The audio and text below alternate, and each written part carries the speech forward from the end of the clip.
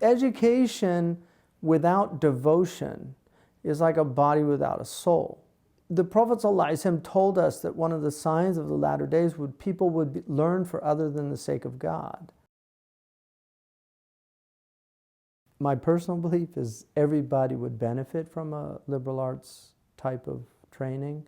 In fact, historically in the Muslim world, the Hellenistic world, certainly the Christian world, that was what was understood to be essentially what an education was. Traditionally, colleges had fixed curricula and you just studied what your elders told you was the best thing for you to study.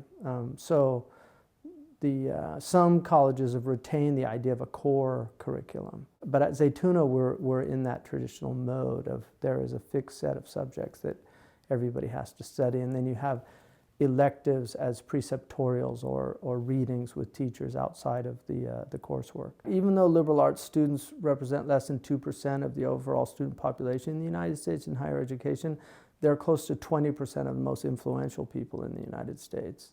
So liberal arts graduates go on to do very interesting things. When people say to me, what can you do with a liberal arts degree? My response genuinely is, what can't you do with it?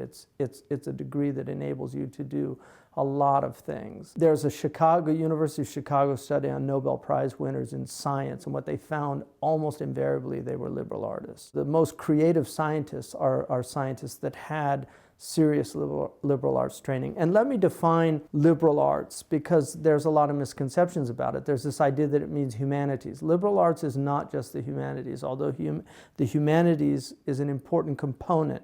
The liberal arts address the two ways in which human beings think, qualitatively and quantitatively. So they deal not just with the language arts, but also with the numerical arts, the physical sciences. Students do geometry, which is a very important science and a science that the Muslims were obsessed with. They do astronomy, which is related to geometry. They study tajweed, which is related to harmonics, and because it's beat-based, like 2 counts, 4 counts, 6 counts. The other aspect of the education, which is really important, is it's a study of the most excellent works that human beings have created. I mean, for instance, if you look at Martin Luther King taught at Morehouse College, he taught a course on political philosophy. If you look at his, and it's handwritten, you can see it, it's in the King Library. His handwritten syllabus included Aristotle's Politics, John Locke, Hume, right? This is who he was studying. This is who he was teaching. If you look at his test that he gave, his final exam for that course that he taught in 1960, it's an amazing test. He had a philosophical training. These are the subjects that really give somebody an extraordinary dialectical ability to view the world and then to challenge the world. As Muslims in the West, we're the inheritors of two traditions. This idea somehow that, that's Western civilization and that has nothing to do with me. Well, it's just simply not true. Whatever is excellent from the production of the human mind is the right of every human being. And our Prophet ﷺ said, wisdom is the lost property of the believer. Wherever he finds it, it's his. And so it's very important not to just look at something because it came from some group of people that you might have some animus towards. I mean, most of the horrors of Western civilization happened in spite of the great works of Western civilization, not because of, in spite of. The Islamic tradition is extraordinary. It's extraordinary in its humanities, in its philosophy, in its mathematics, in its sciences.